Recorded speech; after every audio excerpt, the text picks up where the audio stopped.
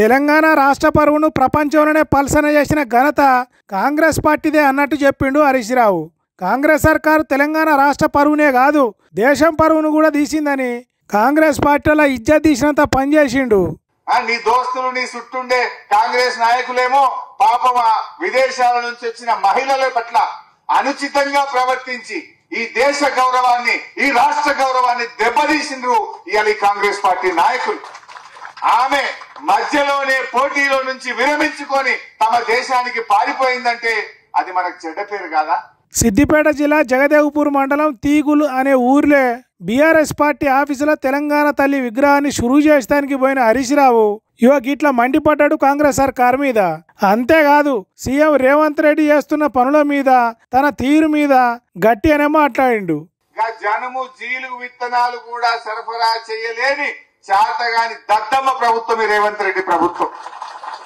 24 గంటల కరెంటు, ఎరువులు, పురుగు మందులు, విత్తనాలు కాదు ఉత్తుత జనుము జీలుగు గింజలు కూడా రైతులకు ఇవ్వలేని సర్కార్ కాంగ్రెస్ సర్కార్ అన్నట్టు కన్నెర్ర చేసిండు.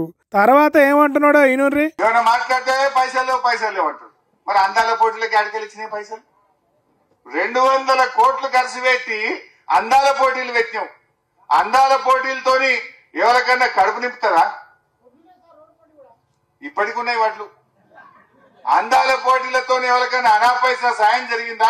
గడియ రికాం లేదు, గవ రాక లేదు అన్నట్టే ఉన్నది అందాల పోటీలు. దమ్మిడి అంటే సిల్లి గవ కూడా రాని అందాల పోటీలకు ఆర్భాటాలు ఎక్కువ చేసిండ్రు. దేశానికి అన్నం పెట్టే రైతుల దిక్కు మాత్రం కన్నెత్తి చూడలేదట. గసొంటి సర్కారు మనలను పాలిస్తున్నది అని ఎద్దేవా చేసిండు. ఆ అందాల పోటీలనన్నా సక్క చేసిండ్రా అంటే కాంగ్రెస్ పార్టీలో సక్కదనం చూసి ఇంగ్లాండ్ దేశ అందగత్తె ముఖం మీదనే సిసిసి అని వెళ్ళిపోయిందట. అందాల పోటీలతో ఎవరికైనా అనాపైసా సాయం జరిగిందా? వాళ్ళు ఒక ఆమె బ్రిటన్ ఆమె ఇంగ్లాండ్ ఆమె చెప్పిపోయింది.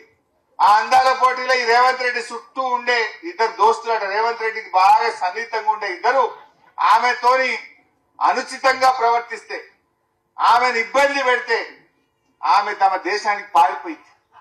రేవంత్ రెడ్డి దోస్తులు ఆమెను ఇబ్బంది పెట్టిండు అందాల పోటీలకు వచ్చిన వాళ్ళు. అయ్యా రేవంత్ రెడ్డి నువ్వు అందాల పోటీలు ఒలగబెట్టినావు. నీ కాంగ్రెస్ పార్టీ నాయకులు నువ్వు ఈ విందులు వినోదాల కోసం అందాల పోటీలా? నేను అడుగుతున్నా రేవంత్ రెడ్డి, అందాల పోటీకి 5 సార్లు పోయిండు. 5 సార్లు పోయిండు. అందాల పోటీలను చూడు, నీకు 5 సార్లు పోయినావు అందాల భావనలను చూడడానికి.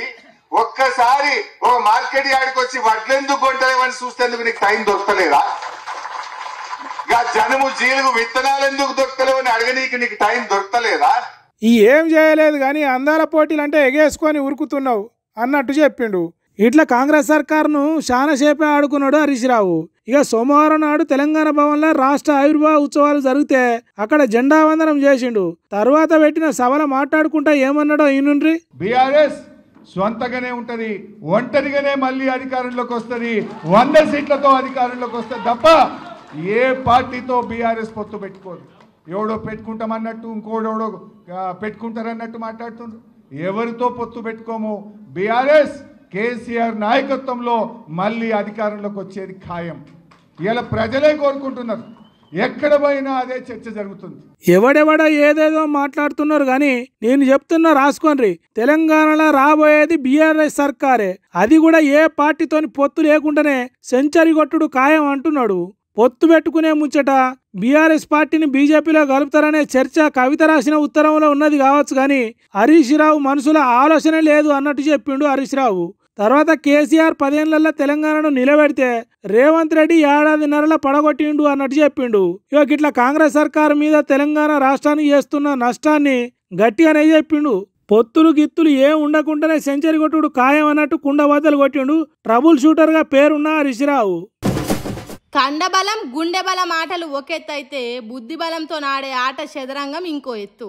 ఆగో ఆ ఆటల మన తెలుగు పిల్లగాడు దొమ్మరాజు గుకేష్ ప్రపంచ ఛాంపియన్ గెలిచిండు. మనోడేసిన ఎత్తులకు గిలగిల కొట్టుకున్న మగ్నస్ కార్లసన్ అనే తోడు తట్టుకోలేక చెస్ బోర్డును ఎట్లా గుద్దిలేసిపోతున్నాడో చూడుండ్రి. కాలు గాలిన పిల్లి తీరుగా శంగ గుడుతున్నాడు. కోపంతోని ఏడి కాడికి చింపుకుంటాండు. అబ్బా గిట్లా అయిపోయాయి కదరా నా తెలివి అని ఒడ్డున పడ్డ శాప పిల్ల తీరుగదా అనలాడుతున్నాడు. కార్లసన్ కథ అట్లుంటే మనోడు ప్రపంచ ఛాంపియన్ అయినందుకు సంతోషంతో కండ్ల నీళ్ళు తీసుకున్నాడు. ఒక్కొక్క పావు కదిలించుకుంటా పద్ధతిగా ఆడిన మన గుకేష్ నార్వే దేశం కార్లసన్ను ఇరుక్కున పెట్టి మొదటిసారి ఛాంపియన్ అయితే ఆ సంబరం చిన్న ఉంటుందా? అంత పెద్ద ఆట గెలిచిన మన గుకేష్ అక్కడ మెదిలిన తీరు చూసిన వాళ్ళు సప్పట్లు కొట్టిండ్రు. మరి ప్రపంచ ఛాంపియన్ అంటే చిన్న ముచ్చట్న, అది కూడా ఇప్పటికే 5 సార్ల ఛాంపియన్ అయిన మగ్నస్ కార్లసన్ అనే టోన్ని ఓడించుడంటే ఎంత కష్టమో అర్థం చేసుకోండి.